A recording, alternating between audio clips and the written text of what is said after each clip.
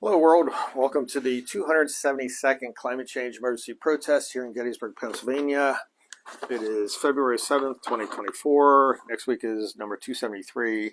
That'll be February 16th, 2024. I was out at Starbucks, east side of town, in regards to the supposed boycott of Starbucks due to their supposed acquiescence to the genocide in Gaza going on right now, committed by the Israeli government. Well, I looked at the Starbucks website. There's no validity to it. So whether you believe it or not, it doesn't matter at this point. It's your stance that matters. People are taking a stance against specific corporations rather than against the government of the United States, who specifically are engaged in a genocidal policy towards Israel and Israel's genocide of Gaza. All right, we're supplying the weapons, we're supplying the money for them. We're wholesale involved with this whole issue. We're expanding the war in the Middle East. We're egging China on through Iran. All sorts of things going on. So if you want to boycott anything, don't vote for Trump. Don't vote for Biden. Don't vote for any Republican. Don't vote for any Democrat. As long as they're with this group that's engaged in this genocide, if you vote for them, you do not get a free pass in this next election. You are wholesale responsible as to what is going on in Gaza, what is going on with Israel's attack on Gaza. It's not against Hamas at this point.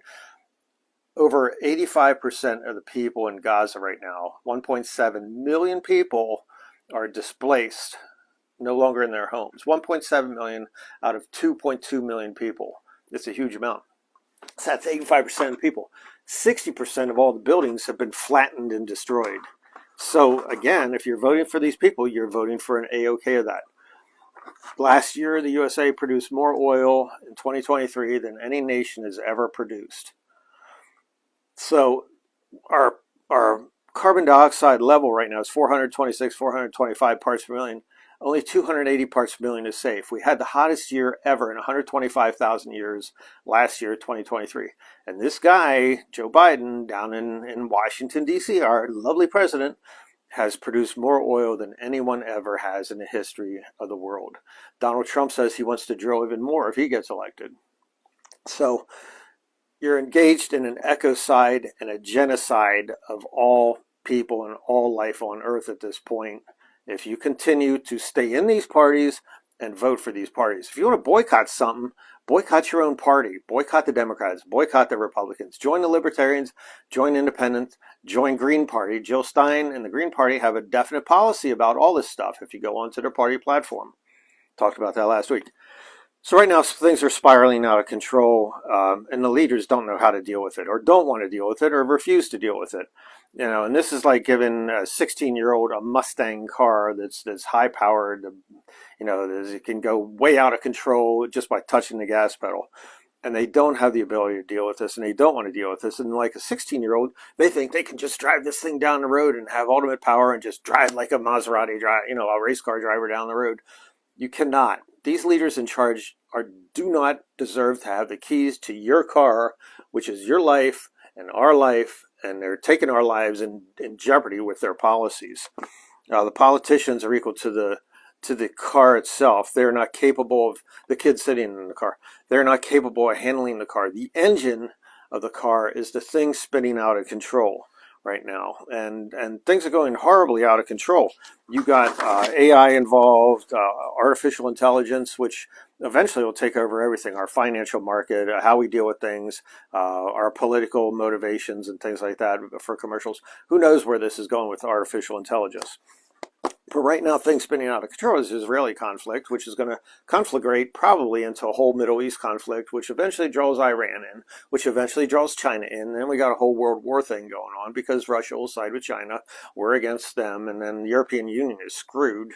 You guys in Europe, you're being hung out to dry and you don't even know it. If Claire, someone or other from Ireland, she's a great speaker. I can't think of her name. Claire Daly, great speaker from Ireland, parliamentarian, and she speaks at the European Union. If you want to go on YouTube, check her out. Also, while you're at it, check out Paul Beckwith for Climate Change, Environmental Coffee House, Peter Carter, Roger Hallam. There's a whole group of people that are on there. They're really excellent. Also Extinction Rebellion. So Israeli conflict spinning out of control, the Ukrainian conflict, all these things go back years, not just the latest October date or 2 years ago when this happened. The Israeli conflict goes back 80 years, and the abuse of the Palestinian people from then on out. And the Ukrainian conflict goes back to the Warsaw Pact nations and the Soviet Union when they fell apart, and we agreed not to expand NATO, and now we have really expanded NATO. We egged and provoked Russia, even though they should not have done what they done, because it's a total done what they did. It's a total war crime as to what's going on by attacking Ukraine. But what they did is a result of all this, and they're paranoid to begin with, and we pushed them to the limit. The Israeli conflict, that's a wholesale genocide. There's nothing to it. It's a war crime. And Joe Biden and the Democrat Party and Donald Trump and the Republican Party are wholesale involved in this, and you're staying in that party is committing a genocide. All right, you're voting for him. You're staying in the party right now. You could get out right this second. As soon as I'm done with this broadcast, you could go in, change your party affiliation to independent or whatever you want, libertarian, or, as I said, Green Party. Fossil fuels are spinning out of control. All right, when they first came about, fossil fuels back in the late 1700s, in fact, but up till now, recently, we thought we were in control of the fossil fuel industry and the fossil fuels itself, in that they provided power. They built everything that we have, basically. But what has happened is that our use of that and using them uncontrollably has now led to greenhouse gases in the atmosphere and led to our hottest year in history in 125,000 years, that with greenhouse gases and all causing an increase in temperatures. So we'll no longer be able to control this the way things are going. And artificial intelligence is going to help spin things out of control even more, because what could happen, there's several different angles that could happen with artificial intelligence. You could make it work for humanity. Most likely, as humans go, we unleash these things and don't think about the consequences. So eventually what will happen is the American artificial intelligence will be better than the Chinese, or vice versa. And there'll be an artificial intelligence race. All right. And then eventually the artificial intelligence, by the term intelligence, will figure out that we are not on their side. Humans are not on their side. They are on their own side, and they need to do what they can to destroy our financial market, destroy our thought process on things, prop up fake presidents or premiers or whoever through advertising. They can imitate, humans at this point. Actors are being used in artificial intelligence now as the real actor, even though they've been long since dead. So the possibilities of utter chaos, human chaos, brought about by this artificial intelligence is just like the fossil fuel situation, where initially it worked well and then it got out of control. And this has the same potentialities. Wars could erupt. They start, queuing in the war machine, that they're being attacked. They could unleash nuclear weapons and all sorts of stuff. I mean, they could end up having a fake war, which our defense system thinks is real, and we end up having a war with each other because some artificial intelligence artificial intelligence in us. Okay, it's smarter than we are. It's going to keep growing and growing exponentially, and I don't know how you control it at this point. We let the genie out of the bottle, and this is what humans do, especially Americans. And we think, oh, we got this great idea. Let's do geoengineering the atmosphere. Let's blot out the sun. Well, what could go wrong with that? Same idea. You don't think of the consequences and the possibilities. You need people in the government to go, no, this is not a good idea. We need to change our course. So that's where we are now. So right now, the wrong people are in charge, especially with this artificial intelligence situation coming along and climate change and everything else. We got old white men in charge. The car's too strong that we're driving down the road. The kids are too young and inexperienced to handle it. And in this case, the men are too old down in Washington, D.C. and around the world, and they only know one response, which is force. And the colonialistic type attitude against the global south or anyone with brown skin continues. And we're seeing that in Gaza right now. It's basically colonialism where we're trying to control the natives, and because they have brown skin, and dominate them with our little white skin or whatever, or feeling that we are better than they are. And you see this around the world, what's happening. So what we need is people with vision, people that know the perils of what's going on right now. And we also need people that have solutions to the problem. But if we keep perilously running down this path. There is no time for solutions because they're too busy going to the next thing and going faster and faster. Endless growth, as in capitalism. There's going to come a time where growth will stop, whether we choose to stop it or it'll be stopped for us because we have outstripped everything. This is overshoot, and we're committing atrocities against our own environment, which is an ecocide committed again by your political parties worldwide, especially here in the United States, where you have the Republicans and the Democrats that are committing an ecocide with their policies, endless growth, putting out the Willow Project, as Biden did last year in Alaska, 3 auctions in the Gulf of Mexico, and then allowing for 6,000 drilling permits on federal land. I mean, all these things are a violation of human existence, what's going on right now, given the circumstances. So this is on you, who you vote for. You know, if you continue to vote this way, you're going to end up with a horrible situation. So now in Gaza, I don't know if I just said this because I've done so many of these talks now on this one issue today. I had one broadcast out of Starbucks, and then I tried again, and then I tried again. Now, forgive me if I restate what I said. I'm not sure if I said this already. But the UNRWA, which is the United Nations Relief and Workers Agency, they're putting a pause on allowing food to come into Gaza, the Gaza Strip, as well as medicine and water, and they're putting a pause on and issuing that. Well, you got over 2 million people at risk who are at risk of starvation, and you got hundreds and hundreds of thousands of people who could die as a result of this. The Israelis are bad enough; they're choking off the amount of trucks that can go in with food. And then if the UNRWA continues on with their policy of pausing it, they won't get food. And these are war crimes being committed against the people of Gaza. This is a genocidal policy being committed against the people of Gaza. There's no medical, as I said, 27,000 people, 27,500 are dead now, at least. And you have another 70,000 have been wounded. So the proportions of the mass murder going on here is way out of control. This isn't anything about defense. This is an extermination of a people. And how's this deal with climate change? Well, it's exactly what fits in. We're sending all of our money, United States, towards war and the war machine, whether it's the Pentagon or whatever, and we're spending $900 billion a year plus the Veterans Administration. We're well over $1 trillion a year spent just on war and killing. It returns nothing. You can't make someone love you by beating them to death, okay? And if you're planning on doing it, just exterminate everyone. Just whip out the nuclear weapons and get it over with, because that's where we're headed right now. And the survivors, the life that they have, whoever it will be, won't be worth anything, and you won't have a government. Keep on this path, you won't have a government. The governments will collapse around the world, and the ones that survive have to go hard right, totalitarian. Now, on the border of the United States and Mexico right now, we're having a migrant influx, massive amounts. And they had the chance yesterday to do a border policy as far as getting something through and having a policy what to do about the people trying to cross the border. It's so far out of control. It's criminal as to what's going on at this point.